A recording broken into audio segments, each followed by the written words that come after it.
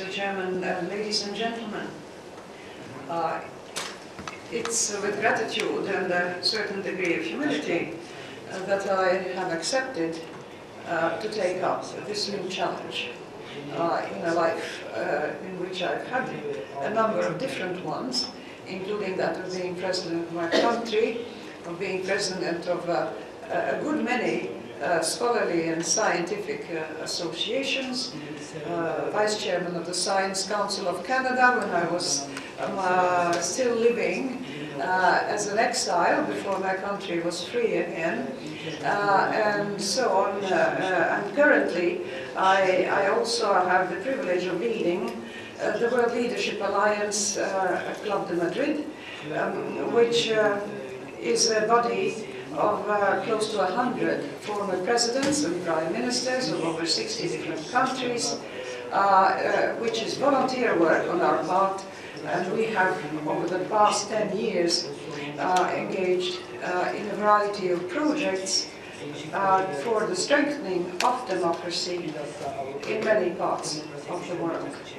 We currently have projects going on with Tunisia and with Moldova and with Haiti. We're hoping to go into Myanmar.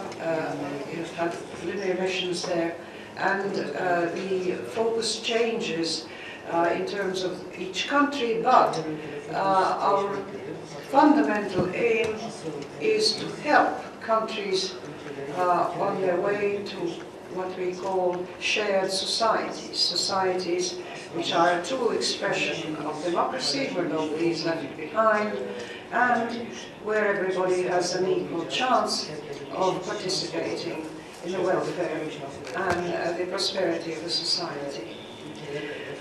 During my term as president, I had the privilege of meeting with the various chambers of commerce that had offices in Latvia while they were operating in that region.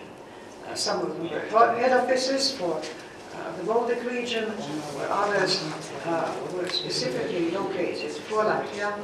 And I had occasion to see how beneficial the cooperation and the friendly exchange of information could be to those businessmen engaged in a certain geographic area, both in their case coming from a certain part of the world and then operating in a certain part of the world.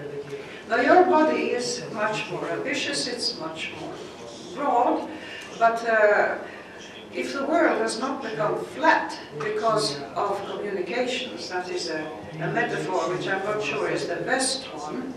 I was addressing yesterday a program of Northern and Central European countries' space technology consortium together organized with the African Union. And I was telling them, well, I think I can repeat to you, that the world may have not become flat, but when you look at it from space, it has certainly shrunk in size. And so that physical distances between countries are no longer the barrier that they used to be. Either the communication, which can happen instantly from any place in the world, practically with very short delay, and certainly the globalized economy has become such that parts of the world we used to think of as being, for instance, left behind. Well, Africa is the fastest growing continent of them all, and obviously many other continents will be turning their eyes to it as well. Meanwhile, Europe has been a leader in its economic growth. And in spite of the crisis of 2008, in spite of the unemployment that has hit many parts, especially youth unemployment, we must remember that the European Union is still, even at this moment of difficulties, an economic giant as far as the world can see. You have countries that have an enormous territory, but that do not necessarily have an equivalent economic weight. And if they did not have, for instance, natural resources that happen to peak in price at certain periods in history, their economies would not be competitive, I think, on the world scale at all. You know as well as people involved in business that cyclicity is an inherent part of free markets, and that what is going up one day will plateau at some point and risks to go down unless you change strategies, unless you look for new markets, unless you innovate, unless you come with new products that the public didn't even know that they liked, wanted and needed before you actually created them and proposed them. I should be very happy to work with you because I think that the prosperity of populations has a great deal to do with the quality of life and quality of democracy in these countries.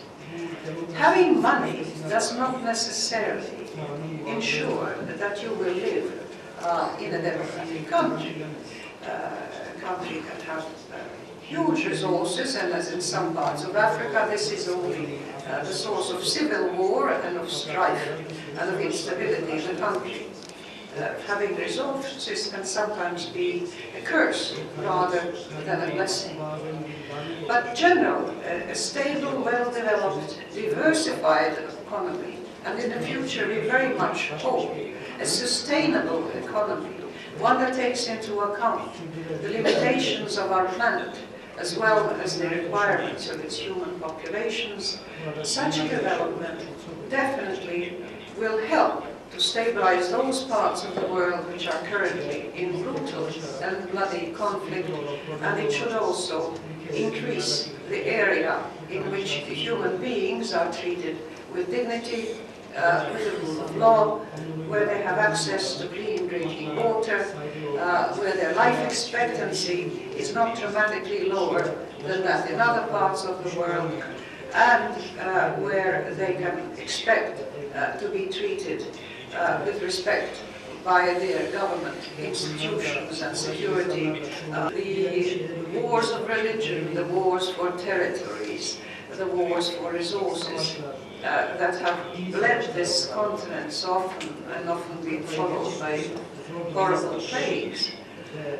Europe has tried to build up a model of coexistence and collaboration between nations which is voluntarily engaged, which is not enforced by somebody from outside. And in such a manner it has managed to continue for this over half a century now, not only to thrive, but to accept and integrate those countries that had been forced to follow a different experiment, that of communism, for the same period of time. An experiment that we can consider, for all intents and purposes, a failure both economically and socially.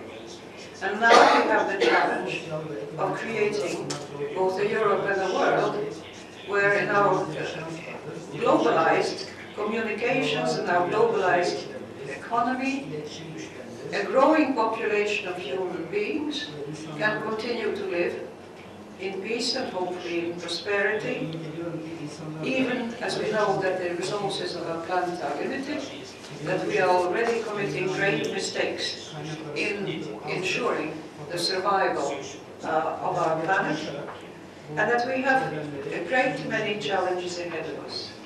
But at the same time, this is a very exciting time to be living and to be working in, because the rate of technological innovation has never been so rapid, and there never have been so many chances for people to make fortunes in so short a time. Also to lose them, by the way. Both things are possible. Ladies and gentlemen, thank you for accepting me in your midst. I can commit myself to doing what is in my power to further your interests, to listen to your opinions, to work together with you for the prosperity of your organizations and for the welfare of all of us together. Thank you very much.